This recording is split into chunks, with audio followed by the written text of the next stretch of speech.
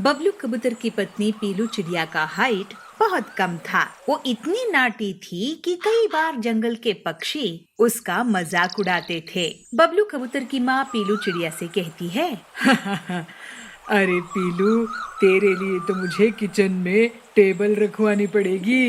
माँ जी, मैं इतनी भी नाटी नहीं हूँ और ये पहनकर तो मैं आपकी जितनी हाइट हो ही जाती हूँ। पीलू की सास कहती है, अरे तेरे पिताजी ने तो मुझे मोटर गाड़ी का लालच दे दिया, वरना मेरे बबलू के लिए तो ये लंबी लंबी लाइन लगी रहती थी चिड़ियों की के बड़ी बड़ी हीरोइनें फेल थी उनके सामने। पीलू कहती है, अरे माँ जी, आपका बेटा भी कौन सी इतना हाइटेड है कि उसे हीरोइन जैसे हाइट वाली लड़कियाँ मिल जाती।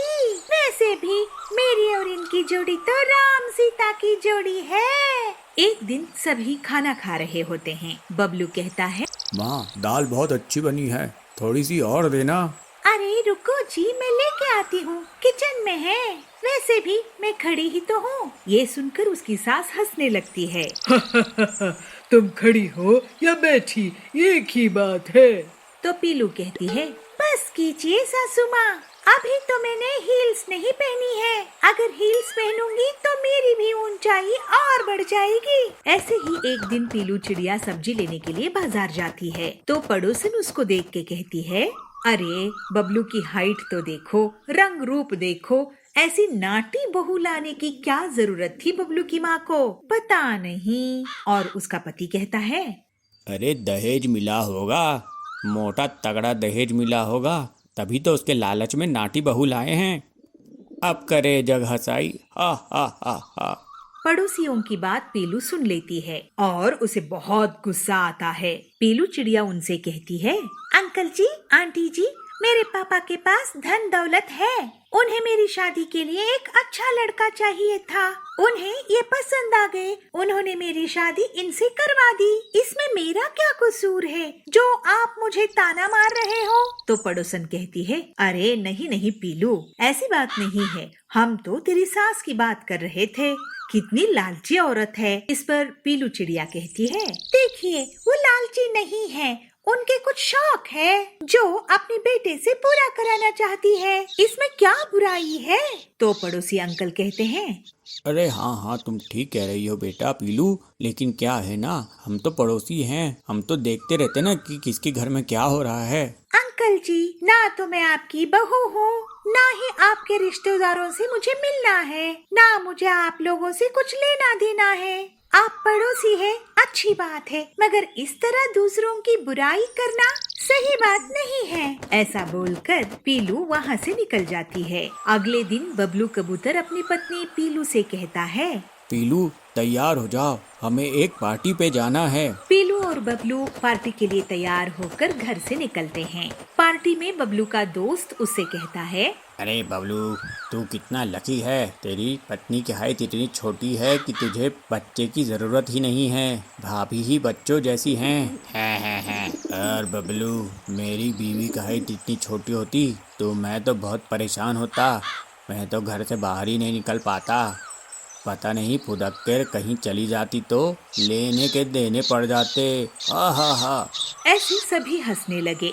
बबलू और पीलू दोनों उदास हुए। उसी समय पार्टी की जगह में अचानक से आग लग जाती है। अरे ये आग कैसे लग गई? आग आग आग, भागो यहाँ से, जल्दी भागो।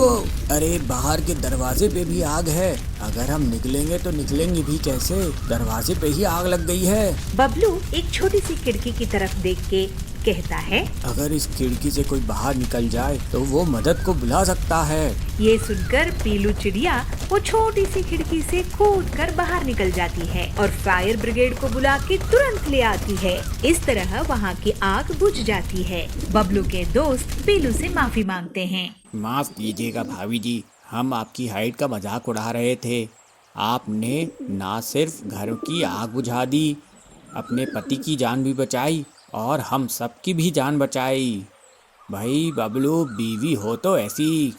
मेरी बीवी भले छोटी हो तो क्या हुआ, मुझे मेरी बीवी पर गर्व है। पीलू अपनी पति की बात सुनकर मुस्कुराती है और अपने पति की तरफ देखती है। कुछ दिनों बाद पीलू और उसके सास मार्केट जाते हैं और वहाँ पर अरे भैया, ये कपड़ा कितने का है? तो दुकानदार कहता है, अरे माँ जी, ये कपड़ा तो बस अब 2 मीटर ही बचा है। अब ये मेरे किसी काम का नहीं है। आप मुझे बस 100 रुपए दे दो। अरे भैया, मैं इस छोटे से कपड़े का क्या करूँगी? मगर ये है बड़ा सुंदर। माँ जी, इस कपड़े से तो मेरी पूरी ड्रेस सिल जाएगी। ये कहकर पीलू दुकानदार को 100 रुपए देती है और कपड़ा ले लेती है। अगले दिन पीलू वो कपड़ा पहनकर सास के सामने आती है। बबलू उसे देखकर कहता है, अरे पीलू, ये ड्रेस तो बहुत सुंदर लग रही है, जरूर महंगी होगी। अरे कपड़ा तो मैंने पसंद किया था, मगर वो पूरा नहीं था, इसीलिए इसको दे दिया। इसलिए पीलू बोलती है, नाटी होने का यही फायदा होता है माँ जी, कि कम कपड़ों में पूरी ड्रेस बन जाए। आए दिन पीलू की हाइट को लेकर उसकी सास और पड़ोसी उस पे ताना मारा करते थे। एक दिन एक गड्ढे के पास से बहुत जोर जोर से आवाज आती है। देखते हैं कि सभी गड्ढे के सामने भीड़ लगाकर खड़े हुए हैं। एक आदमी रोता हुआ कहता है, ओहो, मेरा बेटा इस गड्ढे में गिर गया। तभी वहाँ पे पीलू आ जाती है। अंकल जी, आप रोइए मत, इस बच्चे को मैं खड्डे से निकाल के लाऊंगी। सभी देखते रह जाते हैं कैसे छोटी सी नाटी सी उस छोटे से गड्ढे में जहाँ पर वो बच्चा गिरा था तुरंत अंदर जाती है और उस बच्चे को उस गड्ढे से निकाल बाहर लाती है। पूरा मोहल्ला पीलू चिड़िया के लिए तालियां बजाता है। पीलू की मदद और साहसिक व्यवहार को देखकर वो अंकल पीलू से माफी मांगते हैं। मुझे माफ कर दो पीलू, मैंने तुम्हारी छोटी हाइट का कई बार मजाक उड़ाया था। आज तुमने मेरे बच्चे की जान बचाई है। कोई बात नहीं अंकल जी। पीलू की इस साहस पर पीलू की सास उसकी तारीफ करती है। वाह वाह पीलू, मुझे तुम पे बहुत गर्व है। कोई भी अपने रंग रूप हाइट के कारण बड़ा छोटा नहीं होता, वो अपनी साहस के कारण और सरल स्वभाव के कारण बड़ा या छोटा होता है। मुझे माफ कर देना बेटी, मुझे तुम पे बहुत गर्व है। ऐसे कहते हुए पीलू की सास उसे गले लगा लेती है और सारे मोहल्ले वाले पीलू की वाहवाही करते हैं। बबलू बहुत खुश होता है। टुनटुन ने अपनी सास पर बहुत अत्याचार किया। वो न उसे समय पर खाना देती थी और न ही उससे कभी प्यार से बात करती थी और बीमार पड़ जाने पर भी कभी दवाई नहीं दिलवाती थी। कुल मिलाकर कहा जा सकता है कि उसने कभी भी अपनी सास की जरा भी सेवा नहीं की। और कहते हैं ना, जैसे आप कर्म करते हो उसका वैसा ही फल आपको भुगतना पड़ता है। वैसा ही कुछ अब होने वाला है टुनटुन के साथ। जैसे उसने अपनी सास के साथ किया, अब वही कुछ उसके साथ होने वाला था। टुनटुन अपने इकलौते बेटे की शादी टूनी नाम की एक लड़की से करवाकर घर ले आती है। टूनी दिल्ली शहर की पढ़ी लिखी लड़की थी। शादी के अगले दिन टुनटुन अपनी बहू टूनी से कहती है, अरे बहू, तू यहाँ आराम फरमा रही है? अरे आज तो बहू तेरी पहली रसोई है, जा जाकर सभी के लिए कुछ मीठा बना ला। इस पर टूनी कहती है, क्या माँ जी, मैं खाना बनाऊं? अरे माँ जी, सोनू ने आपको बताया नहीं क्या कि मुझे घर का कोई भी काम नहीं आता है? और हाँ, एक बात और, मैं तो अभी नई बहू हूँ और अभी अभी शादी की थकान भी मेरी उतरी नहीं और आप है कि घर का काम करने को बोल रही है। अरे माँ जी, अभी थोड़ा आराम तो करने दीजिए मुझे। टुनटुन फिर वहाँ से चली जाती है और खुद ही रसोई में जाकर खाना बनाने लगती है। लेकिन जब वो आटा गूंथ रही होती है तभी घर पर किसी की दस्तक होती है, लेकिन दरवाजा बंद था, इसलिए टुनटुन टूनी को आवाज लगाती है, अरे बहू, देखना तो जरा दरवाजे पर कोई है। टूनी बहू, अरे बहू। टुनटुन टूनी को कई बार आवाज लगाती है, लेकिन टूनी कोई जवाब नहीं देती। फिर टुनटुन को ही दरवाजा खोलना पड़ता है और वो देखती है कि सामने उसकी पड़ोसन कोकिला खड़ी थी, जो टुनटुन को देखकर कहती है, अरे टुनटुन, तो खाना बना रही है? खाना तो ताज तेरी बहू को बनाना चाहिए था, तो वो नहीं बना रही क्या?